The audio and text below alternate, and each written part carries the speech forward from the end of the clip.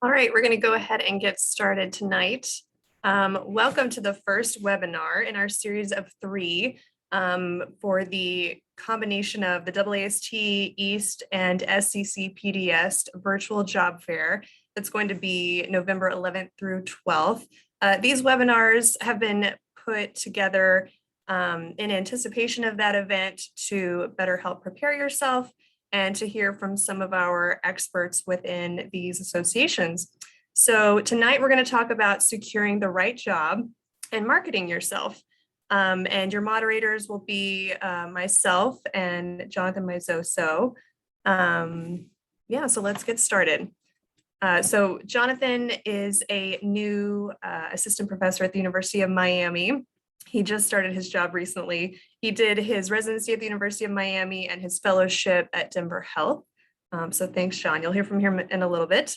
I did my residency at UT Austin and my fellowship at Mass Gen in Boston, and I'm an assistant professor here at Texas Tech University. More importantly, we have, talking about both of these subjects, Dr. Brandon Bruns. Sorry, let me pull up my screen real quick. And Dr. Bruns, he has so many accolades, I have to get them all straight. So Dr. Bruns obtained his medical degree from the McGovern Medical School at UT Houston, and then went on to complete a general surgery residency and research fellowship at UT Southwestern in 2010. This was followed by a fellowship in trauma and surgical critical care at the University of Pennsylvania. He then went on to be faculty at the University of Maryland at the Shock Trauma Center from 2012 until earlier this year, where he has now rejoined his alma mater recently as the Chief of Trauma and Acute Care Surgery and the Director of Trauma at UT Southwestern in Parkland. And Dr. Joseph completed his surgical training at the Henry Ford Hospital in Detroit before going to a fellowship in trauma and surgical critical care at the Shock Trauma Center as well in Baltimore. And then he joined the University of Arizona in 2009, where he's currently the Martin Gluck Professor of Surgery, the Chief of Trauma, Acute Care, Burn, and Emergency Surgery, Vice Chairman of Research, Director of the International Research Fellowship, and the Associate Director of the Surgical Critical Care and Acute Care Surgery Fellowship Program. And with that, we'll go ahead and get started. Just a reminder that there is a chat function here over on this side. Please feel free at any time to throw your questions in that box and send it to us. We will definitely get to them either between our two topics or at the end. So definitely submit those to us. All right, I'm going to try to share my screen. Holler at me if it doesn't work.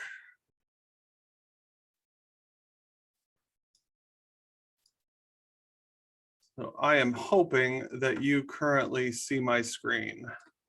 Look good? Great. Got a thumbs up. So we decided to do this in top 10 list style. For those of you who do not know, this man is David Letterman. He used to have a talk show on TV where he did a top 10 list nightly. So I'm going to talk to you about the top 10 things to consider, at least in my mind, in securing the right job. And something that I never really thought about early in my career was the benefits package that is added to many of the jobs for which you will apply. It can add a lot of value to any position. Most jobs are going to offer some degree of professional expense account, and that can be used for a variety of work-related expenses, CME, travel, etc. And I think asking about that amount during your second interview is a very reasonable thing to do. The other thing to consider is the retirement match program. Many jobs are going to offer some benefit where you can contribute a certain amount of money on a monthly basis, and the job is going to essentially match that amount. So for example, if you're making about $300,000 and your job contributes 7% of your salary to a 403B annually, that's going to be another $21,000 in your pocket. So I would recommend considering that whenever you're looking at your total compensation. Health benefits are going to vary widely. I've looked at jobs before where faculty have had to look for health insurance on the exchange. So it's something to ask about, especially if you think you may have needs for those healthcare benefits. Another thing, tuition remission. At Maryland, I got an MBA, and I can tell you that the tuition remission benefit that came along with that helped me out greatly. This is a negotiation class term, but it's called the Batna, or the best alternative to a negotiated agreement. I would consider reading about negotiations prior to negotiating about your job. But one thing to consider, so this would be an example of a Batna. So you have another job alternative that pays you $300,000 a year. It's a desirable job and you're willing to take that job. That's important because that's your Batna. There's another job, it's $350,000 a year. You don't really like it. So you're not willing to take that job. Your employer also has a Batna. So they have a less desirable candidate for $300,000 a year. And then they have an equally desirable candidate at $350,000 a year. So that range between the 300 and the 350 is the theoretical zone of potential agreement. And that's where you can negotiate a little bit and hopefully find a number that's going to be mutually agreeable to both parties. And Dr. Joseph, please stop me if there's anything you want to add along the way.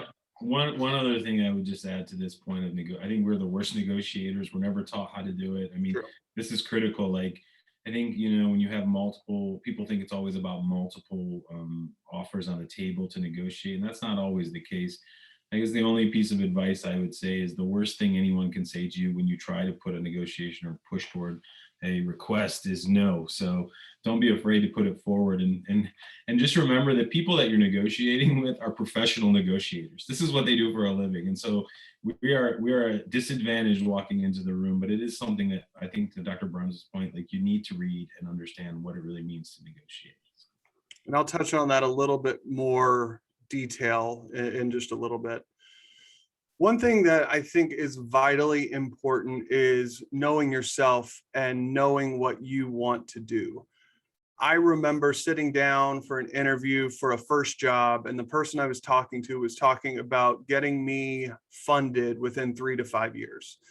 I knew in my heart that that was not what I wanted. I wanted to be clinically busy. I wanted to get my hands dirty. I wanted to see as much as I possibly could. Whether it's administrative, clinical, research, you need to know that.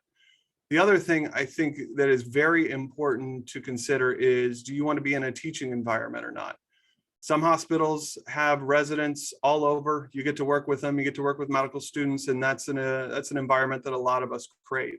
Some have PAs who will be on call with you at night. So I think it's really important to know what you think you want and try to match your job as well as you possibly can.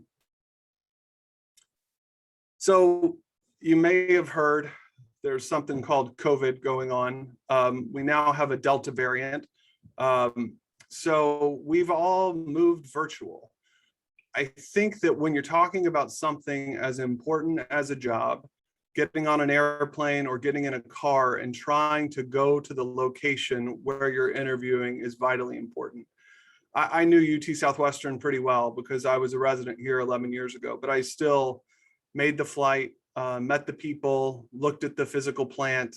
Those are all things that will give you some sense of whether or not it's a place that you really want to be. See if the people are happy. Kind of going along with that, I think it's vitally important to research the city in which the job is. Does the salary that you will be making give you the ability to live the type of life you want to live? Is it going to support your ability to buy a home in that market? Or are you going to need to rent for a while? And are you okay with that? Most of us work in trauma centers. Sometimes those trauma centers are located in areas that may have higher crime rates. Is this going to be an issue for you? Is this a place where you want to be? If you have kids, what's the school situation like? Are there great public schools? Do you need a private school? If it is a private school, how are you timing your move based on admission deadlines? Something that is definitely worth considering. Whether it be restaurants, sports teams, museums, theaters, day trips, hiking, what do you like to do? And is it there? Is it close to your family and friends, your support network, those people that keep you sane? And then think about the climate. I moved to a place where it's pretty warm. I happen to like it here, but there are some places that you may or may not want to live based on the actual weather. So I would recommend considering all those things. Another negotiation slide, and again, I can't overemphasize, just Google negotiations, Harvard Business Review. You'll get the first 5 articles, you can read them. In negotiations, one of the things people talk about is the concept of expanding the pie, not using a fixed pie. In other words, a collaborative negotiation that can expand options and make it a win-win for everybody. The way you get there is to avoid anxiety in your negotiations. So you actually need to rehearse and practice and do some research. There are books that the ACGME puts out with faculty surveys based on your geographic region. It'll give you a percentile rank, and you can get some sense of what your numbers are supposed to look like. You can also, the other thing to do is if you're going to have a specific ask for your future boss, I think you need to explain to them how it's going to help the organization. In other words, if you're going to ask for protected time, it's probably important to either have funding or have a plan to get it. If you're going to ask to get an MBA, you probably need to be able to explain to your future boss how it's going to benefit that organization. Maybe you're going to take an interest in the division's finances. In the negotiations, you don't want to make the boss angry. Oftentimes you're negotiating with your future surgeon boss and not an administrator. So you need to tread carefully. And then understand the constraints of the person with whom you're negotiating. There are boilerplate contracts that have a number, and really it's not going to get much different from that number. Can you expand the pie by getting a sign-on bonus, a relocation expense, maybe some promise that in a few years you're going to be able to get an MPH or whatever it may be? And then you definitely want to consider the whole deal, not just the money. I would never suggest that you should take a job based on money. The opportunities that a place provides is just as important. Yeah, Brendan, I was going to add to that. When you talk about knowing the numbers, I think it also relates to number 6 of understanding the city. The numbers have to be in context of the location too. So that's the other thing. And you'll hear things like, oh, this job has got 6 figures more than the other job I'm looking at, but the cost of living or the taxes on the homes, maybe 2 or 3 times higher than the other house. And so your value for your dollar, although we never focus on the money, it's not just what you're being paid, it's what you're living as a day-to-day. And I think that's a huge part of this, that sometimes people don't really, they get fixated on the number on the contract or what the boss tells them, but fail to apply it to everything else they're going to be dealing with. So I also think that's critical too. Yeah, and we don't focus on the money, but there's nothing wrong with paying a little bit of attention to the money as well. You've worked hard. When you're there, you deserve to know which direction the organization is heading. Are there going to be major changes in the leadership, and what is the plan to replace that person? Are you expected to be funded in a certain amount of time? And if so, how are you going to get there? Are they going to protect your time? Do you want additional training? I've touched on that a few times, but this is really a good way to collaboratively negotiate and expand the pie, and you can get some sense of what your opportunities are going to be during that initial negotiation. It's very hard to negotiate for things once you've started.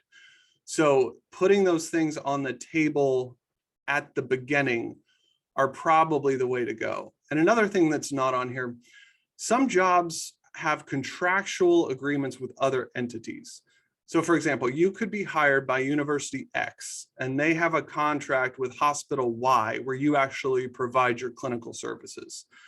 I think it's fair to ask about that contract because that is what's going to be paying your salary. So knowing when that contract is going to expire, knowing what the plans are for renegotiation, and if that contract isn't renewed, what's going to happen to you? So I think those are savvy things that you can ask if that's the relationship. Brendan, I'm sorry, you mentioned something that struck something with me.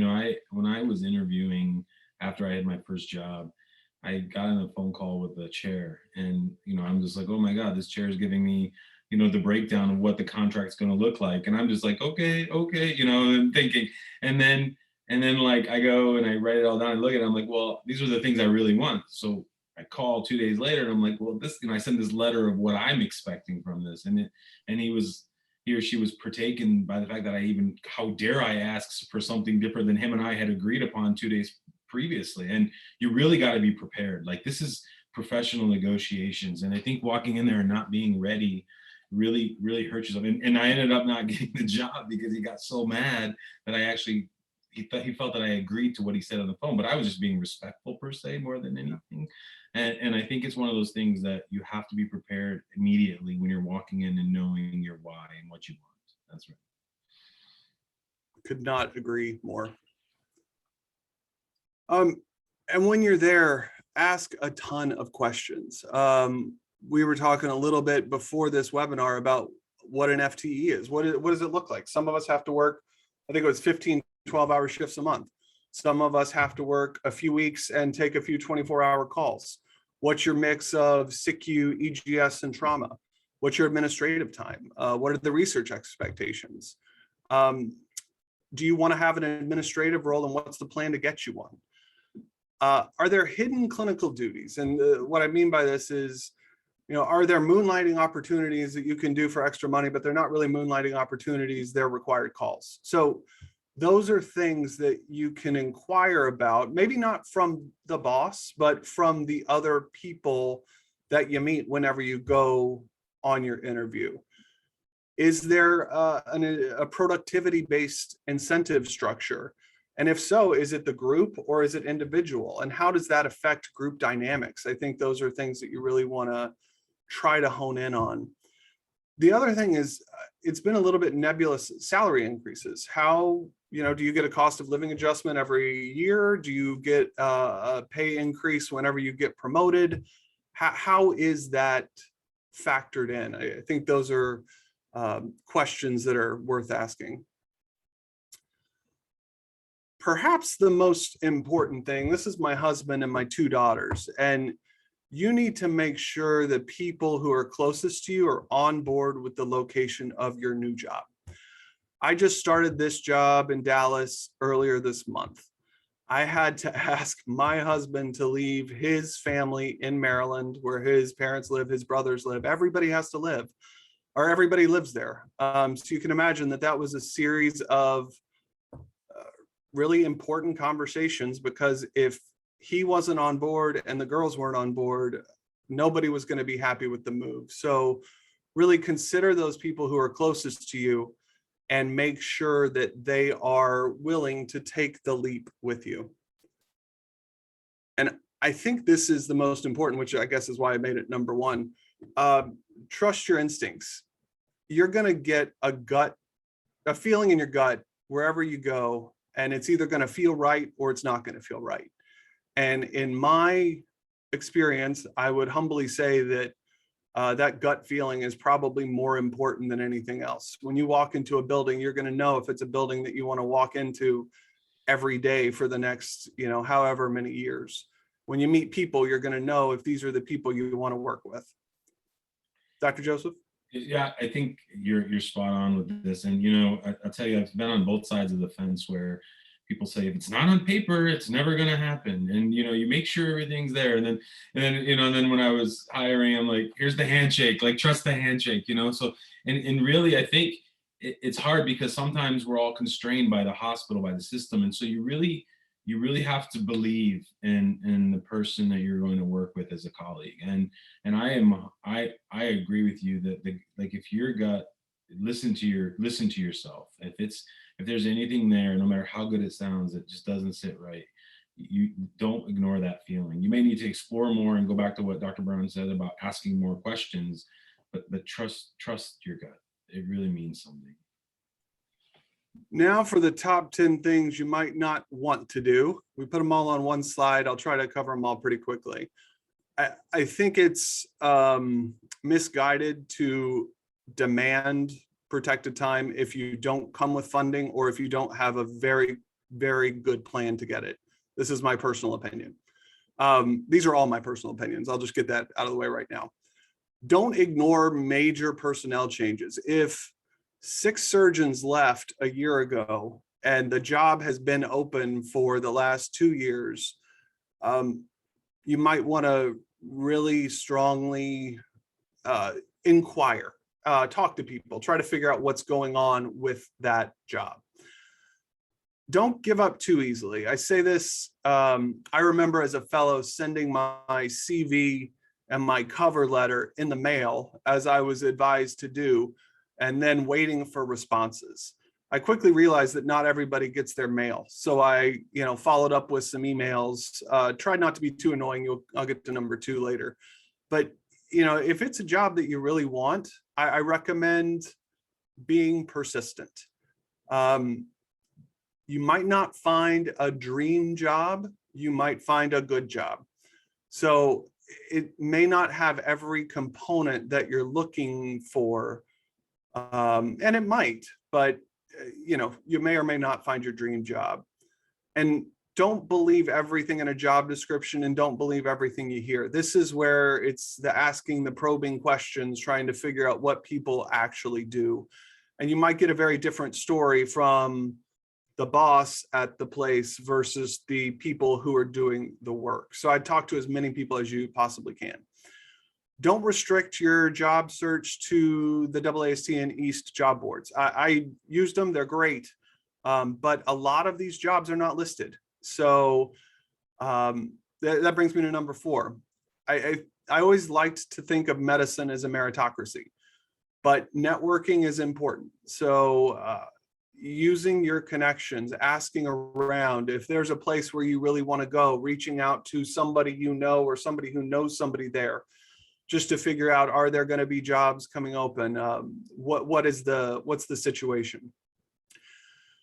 This one, number 3 is tricky. I think if you're interviewing for your first job, you probably don't want to ask about compensation too early. Classically, people say to ask about money on the second interview. I'd be curious to see what Dr. Joseph thinks about this, but I think that's probably a fair rule for your first job.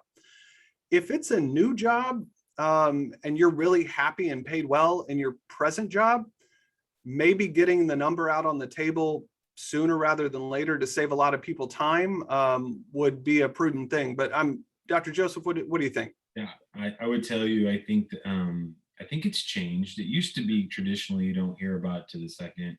My former chair here started before people were even allowed to interview. It was like, look, this is what we're offering for the position, because the job's going to sound great and people are going to sell you a little bit on the job and the city and all those things.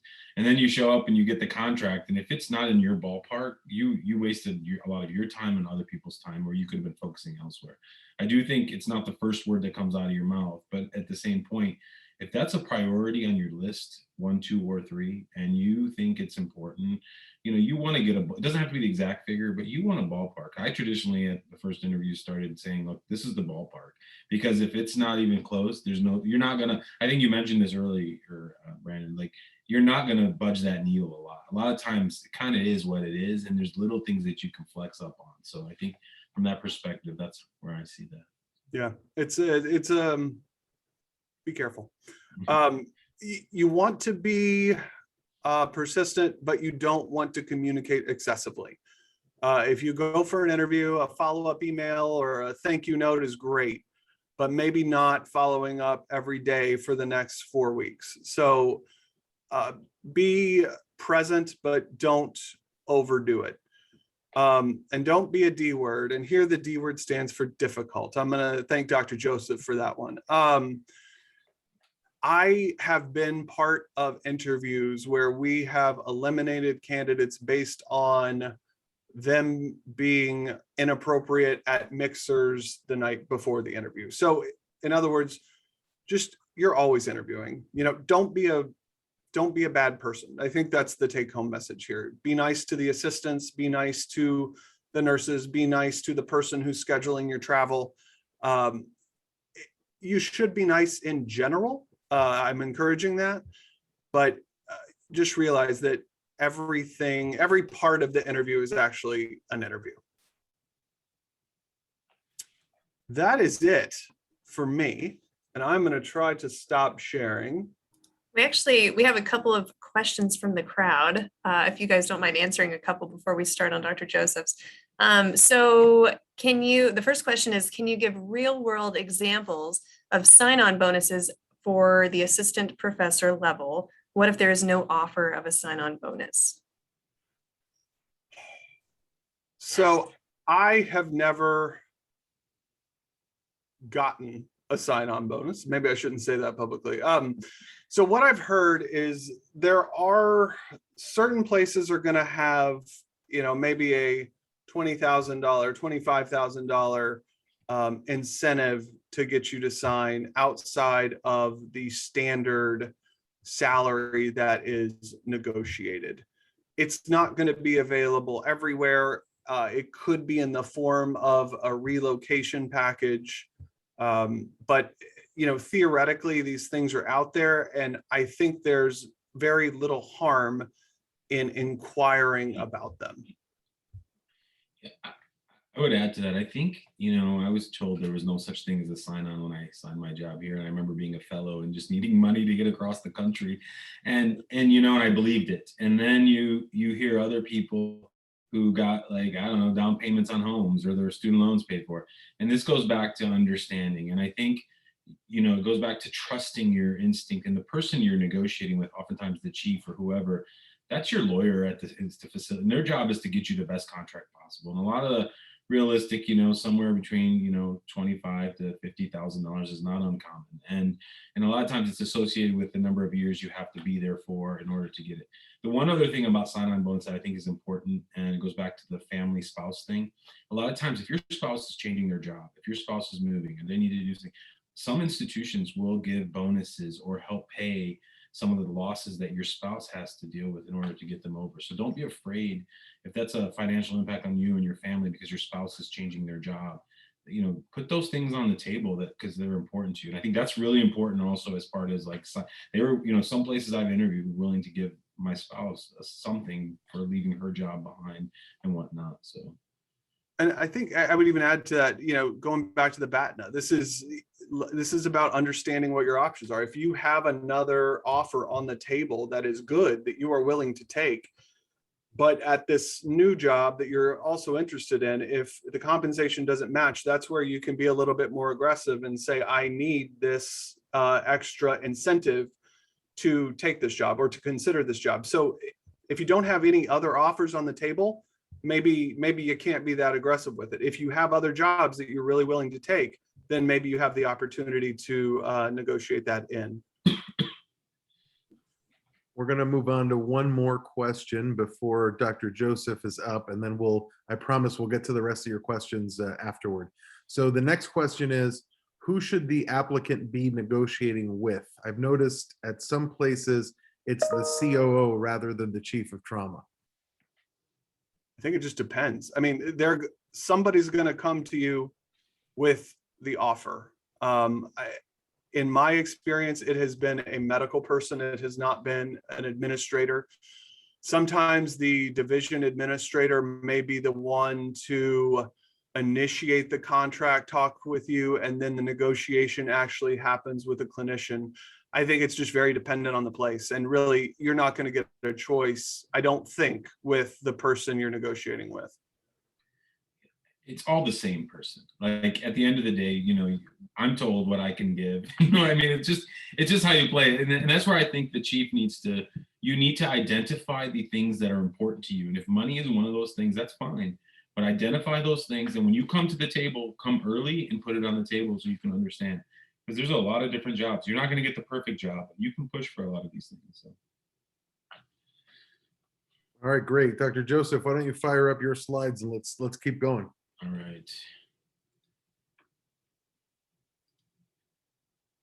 There we go. Just want to, I can't see you guys. I want to confirm you can see my title page. Is that right? Yep, we can. Good.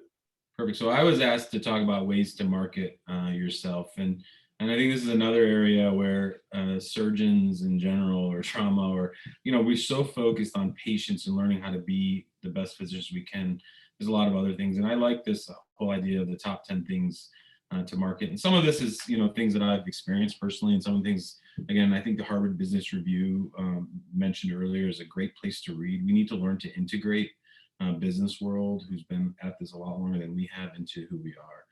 And so for my top 10, number 10, I think number 1 is you need to have your elevator speech ready. I mean, you never know where you're going to bump into someone, maybe even looking for a job at a national meeting, and like, hey, nice to meet you. Tell me about yourself. And you get that 45 seconds. And I think, who you are, what you do, what makes you unique, and how you do it. And you need to practice this. And this becomes your brand. If in 30 seconds, I know I'm looking for someone for, I don't know, looking for K funding, let's just say, or a research, and I'm looking for that job, and I bump into someone and they're able to put that word in there and it represents what I'm trying to identify, I think it's important to have. And I don't know how many of the speakers have an elevator speech. I never had one. It took me a long time, but you really got to focus on this, and you really got to be able to present yourself clearly, concisely, and to the point within 30 seconds. And I'm going to put everybody on the spot here. Do any of the 4 of you or 3 of you have elevator speeches that you've practiced?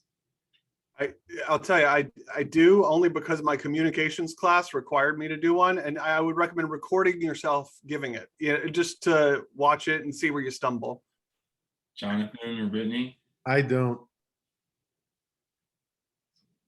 I will say I used to coming out of fellowship, but I feel like in this last year of, even just a year of being an attending, but that elevator speech has changed.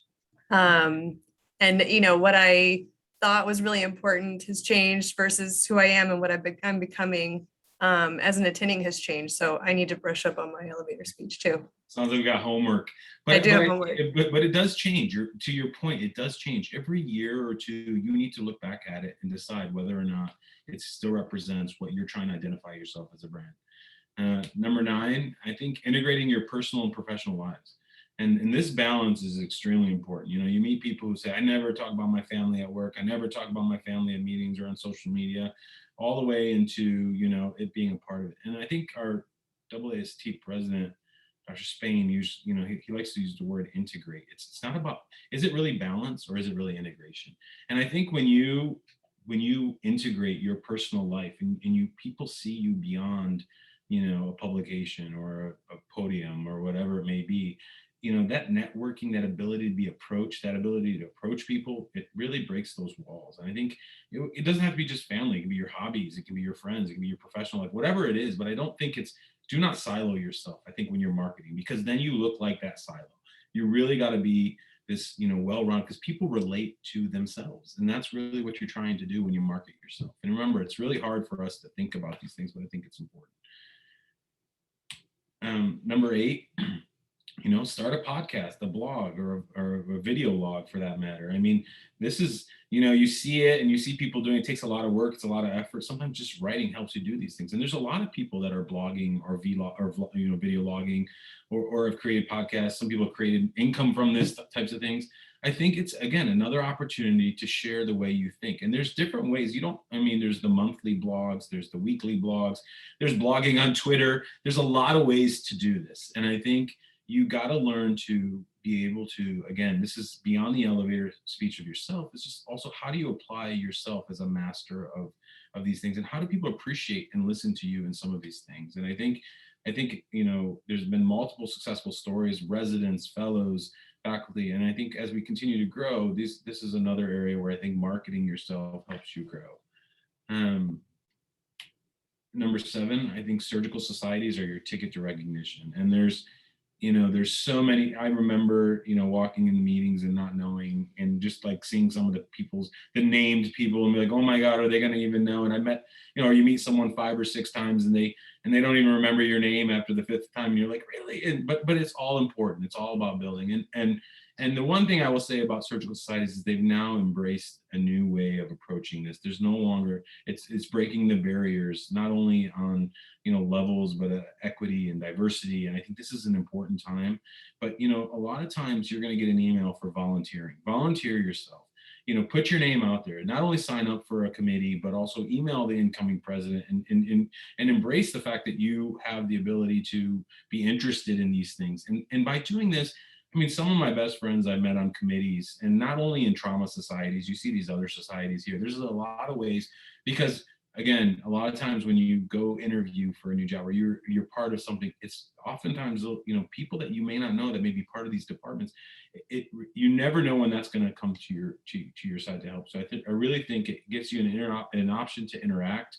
I mean, this past year when they had the virtual AAST and they were playing poker, and one of my fellows was on the table with Spain, and I forget a couple other people, and I'm like, wow, this is great. But it's that moment, it's those opportunities that I think that the societies are part of our family and who we are. And I think we're redefining these things as we move forward. And I don't know, Brandon, or if you want to add anything to that, or any other Yeah, no, I totally agree. And so, you know, East and AAS are really, really good places, I think, for young surgeons. It's just they're all good for young surgeons, but those specifically, I think, give a lot of opportunity to early stage people, residents, fellows, and it's a big meeting. Yeah, you need to join, and I would join now. I mean, the associate membership for AAST now has completely redefined who the AAST is. It used to be like, oh my God, AAST, and now, and you see, and this is hosted by, you know, some of the leaders in that area. But I do think, put your hand forward. Again, this helps people identify market. This is marketing to you in an indirect way. I think this is another big one. This probably could have been number one on a lot of our lists, but I think there's other ones. But address your imposter syndrome, and we all deal with it. And you know, we struggle to develop who we really are. It's dangerous to ending our ability to really believe in what we are and who we are as we continue to grow and build and get titles. You know, no matter how many things you have on your CV or titles, unless you're the first person who really accepts and believes that people see you that way, it's an energy. I really believe that. And you need to talk it out with your peers and your colleagues. I mean, I have lots of phone calls with a lot of the people who we all know, and I sit there and I'm like, you know, I'm this, and then I'm like, what? You feel this way? How do you feel this way? You're this, you're that, and you know, and I think it's really finding that balance and the ability to control it a little bit and also grow. So I think this is another area. It's professional psychotherapy at its best, but you're not able to tackle it alone. You need people to discuss it, to work through it with you, and help you see beyond what it is. And sometimes just a little nudge. You know, I'll just tell, if I was on a call today and 3 times they're like, you look tired, you look this, and I'm like, oh man, this is awful. I'm gonna have a little virtual job webinar here in a minute. And then someone from the group texts me like, you don't look that bad, it's fine. And it's funny how your mental psyche is a big part of everything you do. So again, I think imposter syndrome, you need to address it and realize that it's part of your whole mojo. Publications and letters of rec, and I'll talk about each one of those separately. I mean, you know, putting your name as an author on a publication and working with your team and your group. Like if you're a group of like 5 or 6 and everybody does a paper, that's 5 papers a year. People read. You know, people always talk, oh, people count, but people read, and that's really important. So any chance you get to put your name or get your name or help or reach out, and maybe you can't do the whole paper, but you can ask if you can edit or you can be part of. And I think this is things you come up in the job, but when people see your name over and over and over and over and over, I think this is another area where that's marketing. And in a way, it helps kind of identify the name. It puts it with something, puts it with an institution, puts it with a person, and that's part of it. The letter of rec thing is, it goes, you know, like when I get requests, hey, I'm applying for East, or I'm applying for AAST, or this organization, do you mind writing me a letter? Or I'm applying for a grant or a fellowship or whatever it may be. You know, every time I review someone's CV, and I don't have to know them completely to do that, and a lot of us do this. This is part of who we are as a team and as a group and colleagues together. You know, every time I review that letter of rec for someone, now they are that much closer to me identifying more beyond what just, hey, this is a name or this is a person. And, you know, and you learn, you know, where they're from, what they've done, what they've been through, the training they've had. And I think all of that makes a huge difference. And I can't see anyone, so I don't know if you guys want to chime in or anyone has anything to say. No, we're good. Okay. Number 4, I think stay connected with your cheerleaders. And what does this mean? You know, your co-residents, your program directors, your juniors, your colleagues. Like, do you know how many times people come up in conversation where it's not you doing the marketing for you, but rather one of your colleagues or friends or someone you did residency with, or your co-fellows who's in a room and your name comes up, or your name doesn't come up, is put up. And it's important to maintain these relationships. This idea of networking, people think, oh no, it's only me. It's never really only you. And and I could, this is, again, you have a lot of cheerleaders out there, and this is about being glass half full instead of half empty. And you never know when one of those cheerleaders is going to be in a opportunity to basically, market you and what you are and your brand. And that's, again, all bringing it together. And I think that's critical. I kind of hesitated putting this one up because I don't know if many of you are on Twitter or saw a couple weeks ago, there was the famous video of, like, at a national meeting, and they made fun of people going up to the microphone. But you need to participate in national meetings. If you go up to the microphone and announce your name and announce your institution and ask a valid question, people recognize that. Don't be afraid of that. You have to get over this idea that you're not good enough or you can't do these things, especially as a young faculty or a young fellow who's just starting out. I think you got to be, mindful, and we'll get a little bit more into that. But there's other ways to participate at national meetings, whether it be the committees, when your committee asks for people to be at booths, walking around and just, walking up to people who've got pins on that say, hey, come meet me. I mean, I think this is an opportunity again. So that also means you need to go to these meetings. You need to make time for them. And it's not just about academic success. Again, this networking, again, regardless of where you go, people, it has to be intentional when you're at these meetings. And it's hard to navigate. I'm sure we could have a whole virtual seminar on how to navigate these meetings, but the dinner, it's just small, and having your elevator speech, to kind of go back to some of these we talked about, you just don't know when you're going to sit next to someone or be next to someone or get an elevator with someone. I always like to use real life examples. Every meeting I used to go to for East, I remember Dr. Peitzman would be in there embarrassing me with 40 extra pounds of curls. But I saw him at the gym probably at 6 meetings in a row. And finally one day I walked up to him. I'm like, hey, Dr. Peitzman, I'm Bellal, da, da, da. And it was funny. It was in the gym that I met this person that I had so much respect for and whatnot. And from that point on, whenever I see him, emails, we talk, it's been such a weird kind of opening, but it's getting over those things. And again, there's a lot of opportunity, a lot of ways to make yourself accessible to these things. Number 2, create a niche you can be known for, or again, this is part of brand. Somehow I became the anti-Roboa human, for example, this year. And, I'm not against Roboa. I think it's a great, tool in its own way, but there still needs to be a lot of stuff.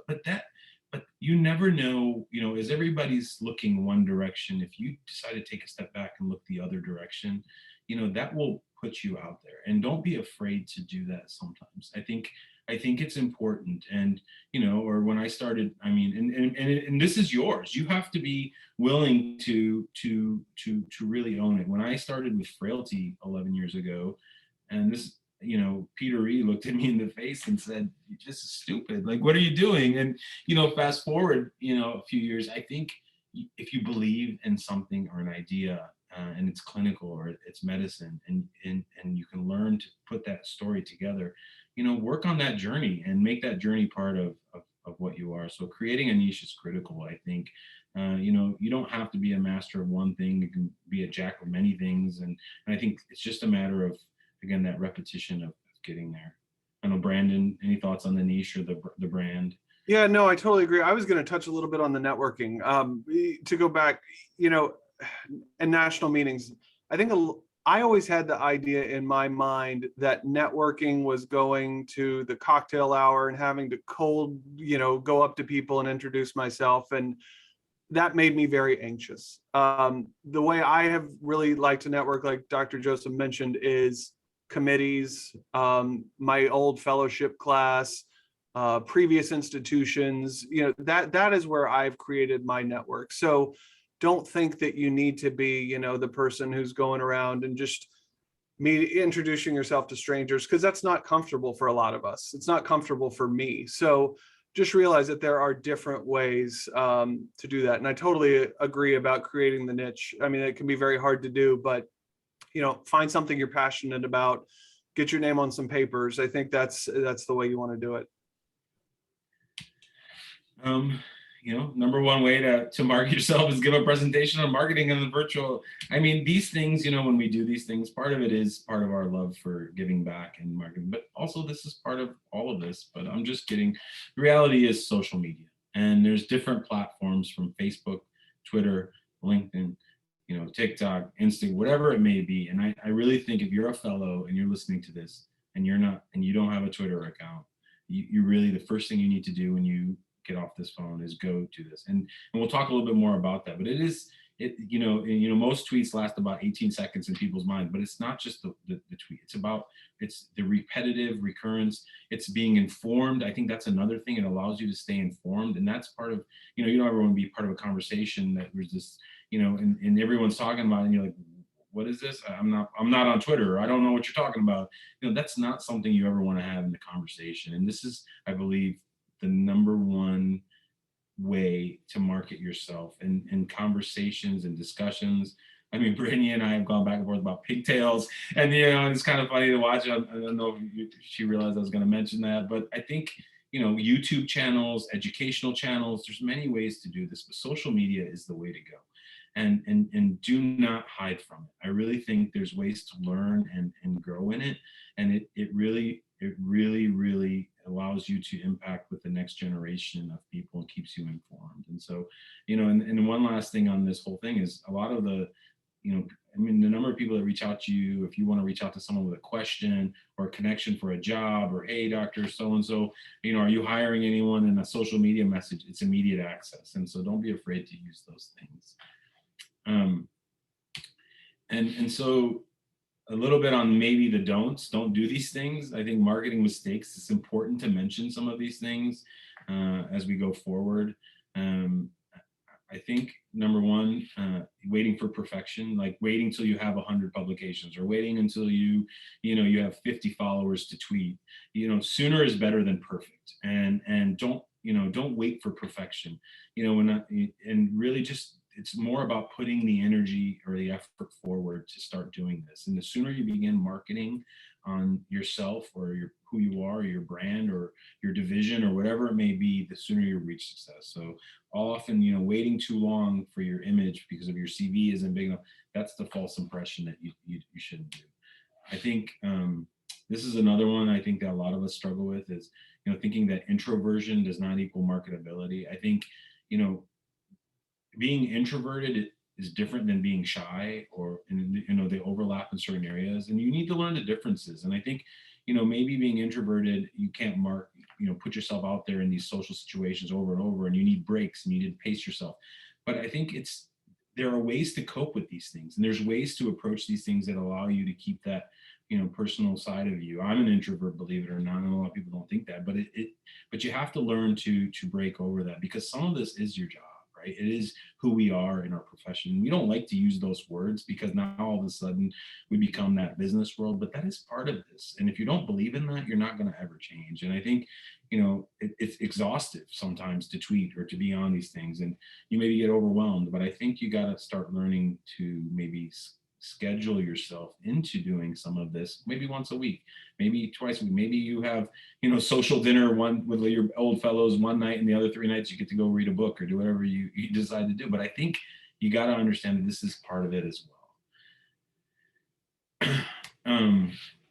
I think spamming your audience, again, it's great to be active and engaged, but there's a fine line between being proactive and spamming everyone, you know, with your agenda and identity. And you got to be careful, because when you will cross that line, but when you have to have insight and situational awareness to when you are crossing that line, and you got to know when to pull back.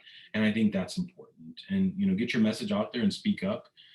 But also take time to listen, and, you know, and have interest. And, you know, being a listener is just as effective as a marketer. You know, when I'm talking and someone's listening, like you start learning and be intrigued by those things. And, you know, so don't be afraid to do those things. I think lacking a halo of success, I guess this is another thing, you know, the positive attitude, the charisma. I mean, you resonate whatever you're putting off, you know. Oh, that was a great chapter you wrote, or presentation you had. Oh, it was lucky it got on. No, it wasn't lucky that it got on. And when you put that thought out there for people, you're destroying your marketing. You're destroying your ability to kind of relate to those things. And I think by creating a halo of success, and you don't have to be arrogant in any way, but you have to be, positive. I think positive complicity is the right word.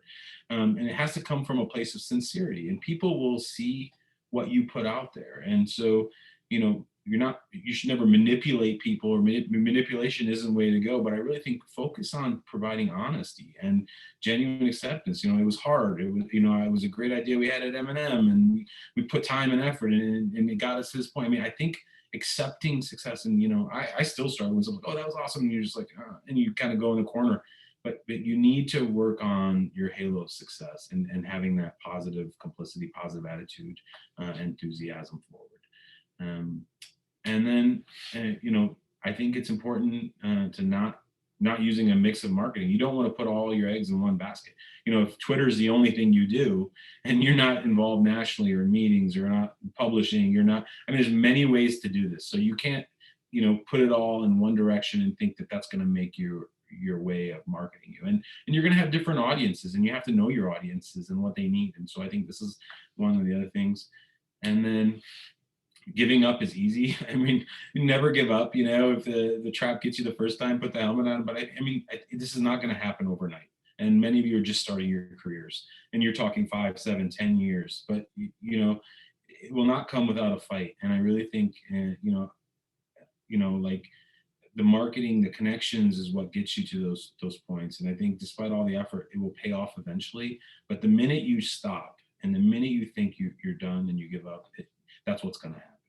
And the final thing is, forgetting your journey when you do reach the top. I think, being successful at some point, you are a little selfish in your career. Your success is maybe someone else's failure, and or else you'll never achieve. I think that's part of the engagement of this whole thing.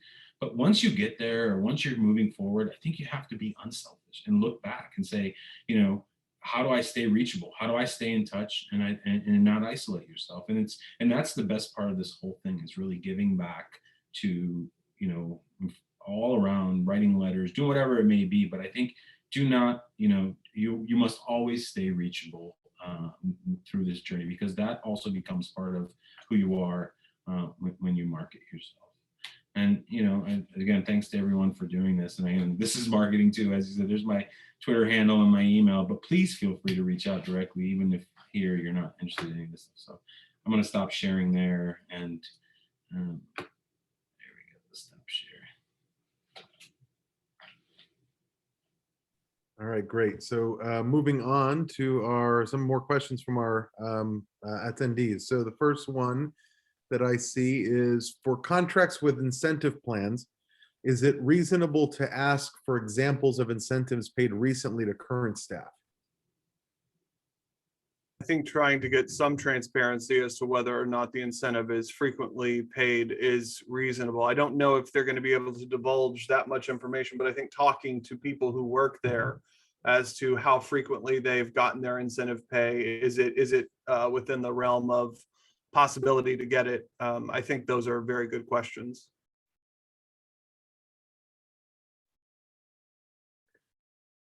All right, our next question. When you are sifting through CVs to fill a position, do you check their social media postings? There is no doubt that whether you're a resident, a fellow, I can tell you interview for fellowship, I look to see if you, I go on and on. And as a job, there is no doubt that it's part of your identity in 2021. And it's not, if you don't have it, it's not for you, against it. But I think it's important to know that it is something that people look at and identify. And your patients will do it, your friends will do it, your bosses will do it. And so yes, short answer is yes. And I'm going to take a little, yes, they will look at it. I think it is possible to succeed without a social media presence. I say that from our upcoming president of East, right? She's just gotten back on Twitter, but she's famously not pro social media. So I think it's possible to do. If I had somebody who had 20 publications versus somebody who had a prolific social media profile, I'm going to go with the person who has 20 publications. So I think there are multiple ways to get to success. You have to find what works for you. I'm a Twitter lurker. You know, I learn a lot on Twitter because of the papers and other things. But I mean, for me, it takes a lot of energy to put together a tweet. I check it for, 30 minutes to make sure it's not offensive, and I keep checking it, and then I run it by a few people, and then I send it out. So I would say that, you used an example just so we can have this conversation. Yeah. I do think, though, that the person, Deb Stein, right? She's a genius, right? But she was pre social media movement, and so she had identified herself and her brand prior to it. And like you said, she now is on social media. I agree with you. Like, it doesn't mean if you do or don't have a social media account you're going to get hired or fired. Like, that's not the point here. But I do think as one way to accelerate your ability to get out there and be identified and help in amazing, it is an easy way to do it. It's not the only way. But then there's the other things, and that's like not putting all your eggs in one basket, whether it be, like doing these, being involved in associate members of WAST, being involved in the East. I mean, this is all part of this. And so however road you take, I think you just got to be committed to doing it. So. And if you do it, I mean, I might suggest, I hope this isn't an unpopular opinion, but maybe avoid being polarizing, especially if you're going to be interviewing for a job. Because if you like to post your political stance very strong in one direction, but you're interviewing with somebody who has a different stance privately, that could influence decision making, though maybe it shouldn't. So I would just say to maybe avoid overly polarizing positions. 100%. That's a great point. Like, I've seen people destroy their marketing campaign as well, just as easy on social media by the wrong words, the wrong tweets. And I think you got to learn that, like, I try to use Twitter, for example, for medicine only. And, I use Facebook for family, and you have different LinkedIn now and Doximity. I mean, there's so many platforms. It's not just, Twitter happens to be there's many ways to spin this, but I do think he's right. Like, you have to focus on what does it mean to you? What are you using it for? And then, careful on what you do. So. When is an appropriate time to bring up personal issues that might complicate the hiring process, i.e. immigration, visa issues, medical issues, etc.? Good question. I think right away. I don't see any benefit to withholding that type of information. I mean, there are certain legal implications here, where you cannot be discriminated against based on certain things. I don't want to try to profess knowledge of the law completely in this area, but I don't think you benefit by withholding information. I think, to the current state of, virtual interviews first, we were actually moving to that prior to COVID. Like, we're virtual interview first, and then you came out for the visit after that. And so if you need a J1 waiver, for example, and that that's something you need, and the institution doesn't have that, like it's that, those are critical. That's okay to say, hey, can we have a conversation? And, I have a couple of things that are part of this. I think earlier the better. People will then embrace it and then be able to either say, oh, give me some time, I need to look into this, or this is just not an option here, and unfortunately it's not going to work. So I think it's important to do it early.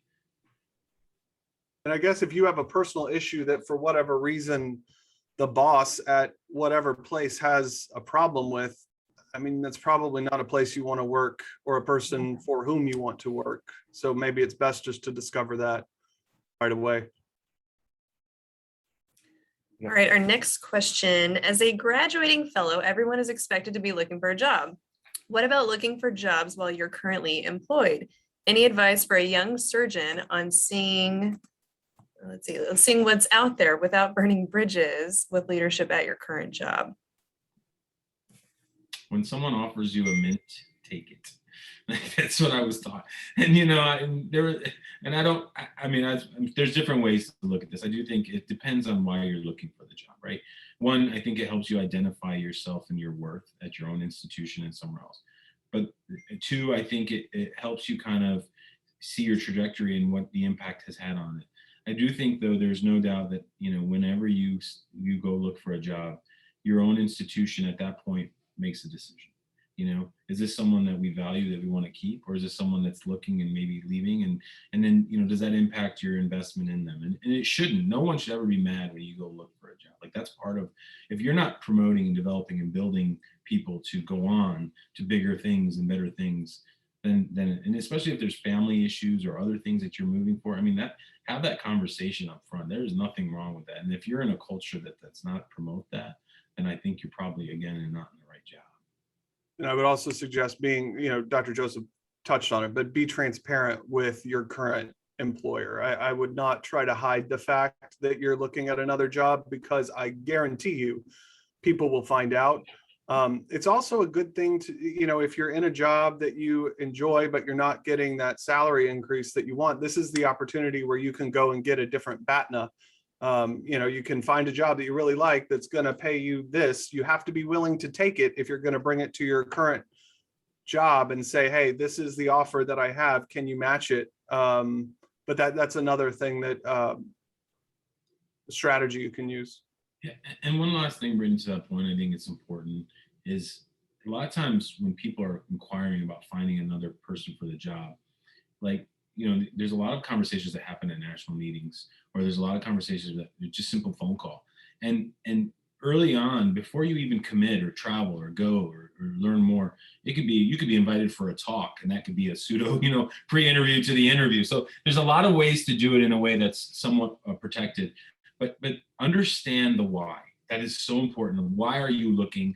Why are they asking? What do they need? Is it better than what I have? Because if you're just doing it to waste, I think it's important. I really think you got to identify the why. And then there's ways to do it where it's not a job interview at all. And you can work with people to get to that point. Another question from the group: how important is geographic location of a fellowship program to the location that you want to end up? Should I consider geography when ranking programs if I know I want to end up in a certain area in terms of meeting the right people, finding a post-fellowship job, etc.?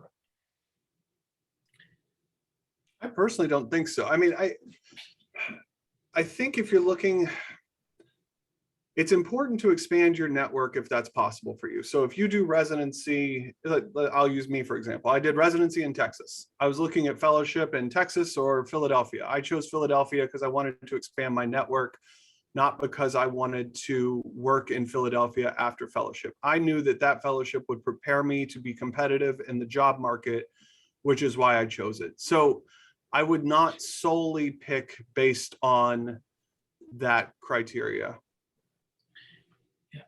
I do.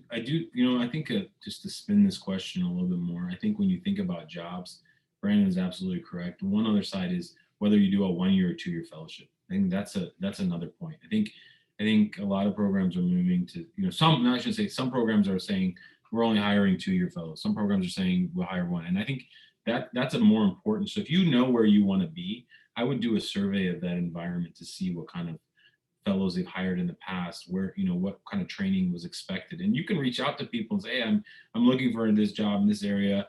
Put those feelers out there. I think that's important, but I think it's more about the training than it is necessarily about, where you did your fellowship by location.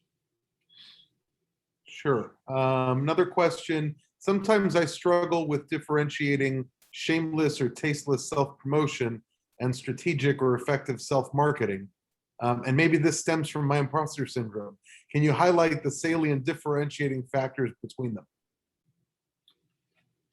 I think it's a fluid statement. I think the imposter syndrome comment, like we all feel it, right? There's never no one ever comfortable saying, oh, I'm so proud, or I did, whether it be the presidential speeches we hear or whatever.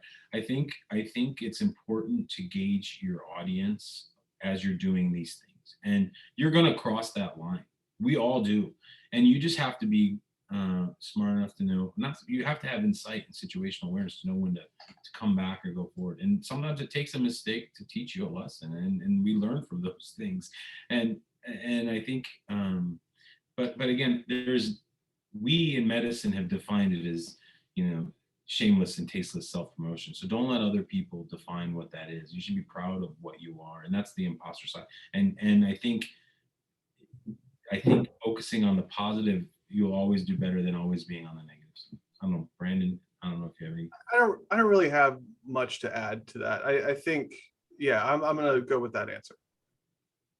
All right, I just opened the Q&A and there's some more questions in there. So let's, if you don't know anyone at a certain program and also don't have any contacts that know anyone there, how do you go about showing interest or asking about potential openings?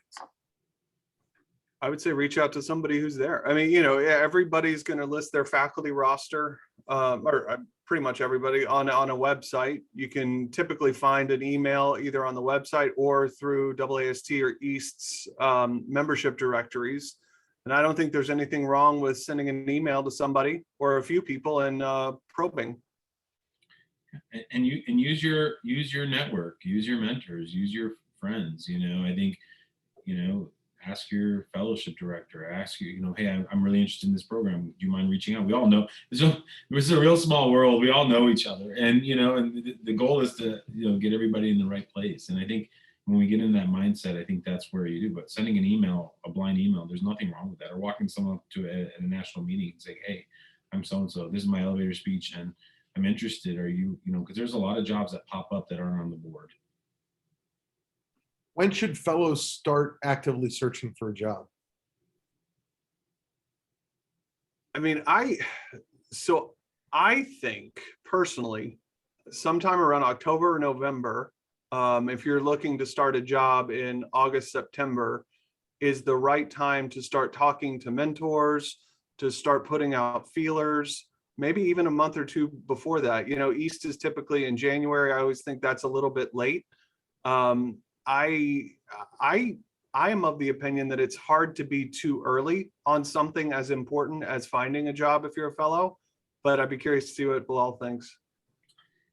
No, I think you hit it. You know, fellowship now ends the end of August. Most jobs start in September. Most people take a month off. I mean, you finish fellowship in August. And so I think it's more also, don't be, you know, if the right job is out there for you and you're graduating, trust me, people will wait for the right, you know, if it's the right fit. Don't be afraid. But early, I think right where you mentioned is the fall of your second year, and is where you start putting your feelers out there and seeing what's available. I think you go any earlier than that, you're probably not going to have, because people need to fill their postings. And then, you know, January, February, March, I remember I didn't sign my contract until late April. I mean, at the time, it was hard for me to get a job, and I thought it was late, but I think it's okay. I really think that make sure it's more about picking the right job than the win. And you just have to understand too, that some of the places where you'll be applying don't know if they're going to have that salary line yet. Because, you know, it depends on when the fiscal year starts. They may have to get some finances in order. They may have to figure out whether or not they will be hiring. But again, getting your name out there and getting in front of them, no harm. Dr. Bruns, you mentioned in your talk about the incentive structure a bit. A lot of those, or some of those at least, are based on what your clinical productivity is and what what RVUs you bring in and that kind of stuff. What would you say is a reasonable RVU target for a fresh new attending? I mean, you're not going to have much of a say in that, I would say. So they're going to give you your target, and then you're going to, you know, it's probably going to be your job to reach it. It's based on your salary. I think, you know, nothing is free. If you're going to get a big salary, I promise you, your RVU target's going to be higher. And if, you know, whatever, but a little spoiler alert, Dr. DeMoya is working with the whole country on defining what, we don't have a definition of what this question is. Like, what should an assistant or a first year fellow have based on RVUs? And our world is different. It's not like you're building a practice. You show up on day one, you're not a loss to any institution. You're taking call, you're taking service, you're billing. But, you know, what does it mean when you're in the hospital and you don't get cases at night? Like, how does that impact your RVU? So it's understanding, to Dr. Bruns's point, the model. What is the model, and how do you earn, and how do those RVUs come to you? Is it a group? Is it an individual? What are you expected? Being very clear about those things, I think, is more important. But I would say somewhere in the 6,000 to 7,000 range nationally is probably what most people are sitting at. 5 to 7, somewhere. Let's see. How often will potential employers help with hiring a spouse in the same hospital or city? think it depends on how desirable you are as a candidate. I mean, if they really want you, they might bend over backwards to try to get your spouse or significant other a job if possible. I think, yeah, I think that people are going to put their best. If you bring value to the program and and they want to hire you, they will make it work. And I think that's important to know. But again, I think it just goes back to, the type of job and again, defining that early on. This is an interesting one because it pertains, I think, to a few people, at least that I know that are on the call. If you're interested in continuing as faculty where you have trained, do you ask first or wait until they do? I think if you're interested in staying where you want to be,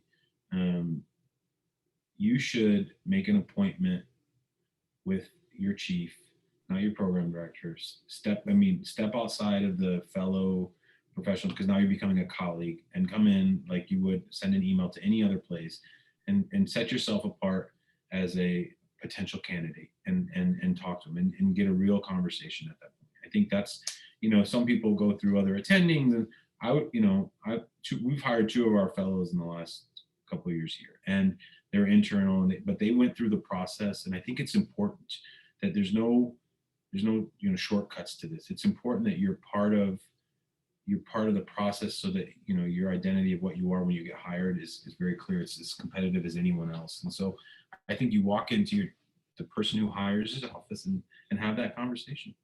Yeah, and don't wait, because they might not ask, and then you're just stuck waiting, and then you've missed the boat on other jobs as well. So the best thing they could say was no, and then you can move on.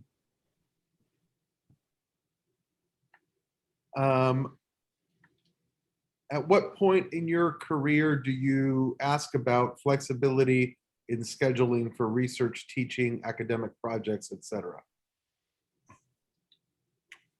I think it depends on you. I mean, again, if you're coming with a lot of funding and a big research career, I think you can ask from day one. I mean, because I think you can justify that. If you're on a plan to get funding within 3 to 5 years or a K award, and then you need some time, I think that's your timing. But it all depends on the person. Yeah, I think another way to look at it is the triple thread of I'm a clinician, academic, educated, researchers kind of go away. Divisions are moving toward a triple threat within the group. And so what is your, identifying your role? Are you coming in as the educator? Are you coming in as the clinician? Are you coming in as the researcher? I think early on is another way to do that. I think a lot of times, what the meaning of academic is changing for all of us. And, how the hospitals, it's not up to the division oftentimes, it's what the hospital expects you to do.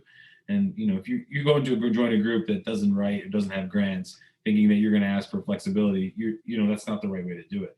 But if you're going to a group where you see this exists and you want to be part of that, then that's different. And I think that's the important part. And some jobs will even be posted as surgeon scientist. And I mean, that's a little bit of a different beast than, a clinical job at other places. Sure. Dr. Joseph, you mentioned earlier during Dr. Bruns's talk to sometimes you have to trust the handshake, if you will.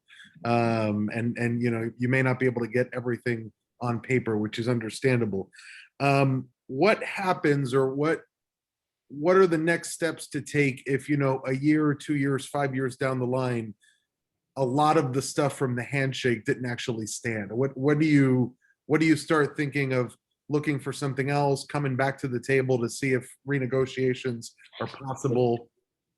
I think you need to have, when you walk in with a handshake and expectations, it goes back into you shouldn't wait 3 years before you come and have that conversation again, right? Every 3 or 6 months or every month, you should be sitting down with your mentor, mentee about those goals. And, we try to outline plans for each individual and there may be other avenues that open. You join a group thinking that was, if you come in with a very specific contract that is very clear about your expectations, you're stuck on that pathway. Whereas the handshake, sometimes, you know, you may come in and there's talk about, okay, there's research funds, but then you go down the fellowship line, or you become a director or a residency director, for example, which was never on the table early on. And I think it allows that flexibility, but you should be having those conversations early.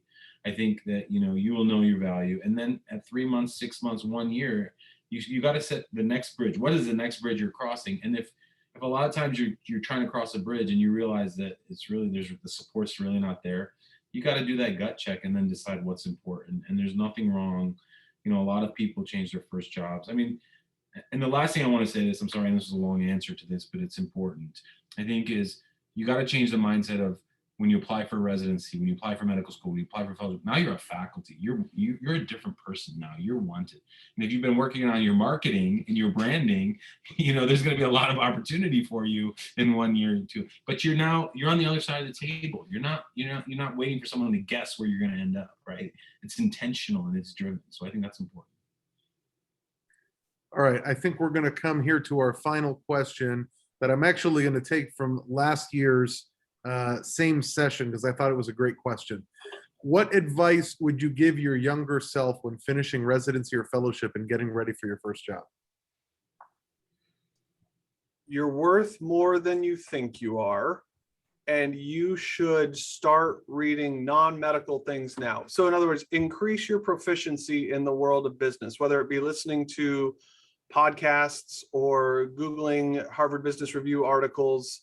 I think arming yourself with some of those tools sooner in your career will serve you well. One podcast I really like that's easy to listen to is Adam Grant's Work Life. He talks about almost all of the things we've talked about today. So it's just start to think in those terms.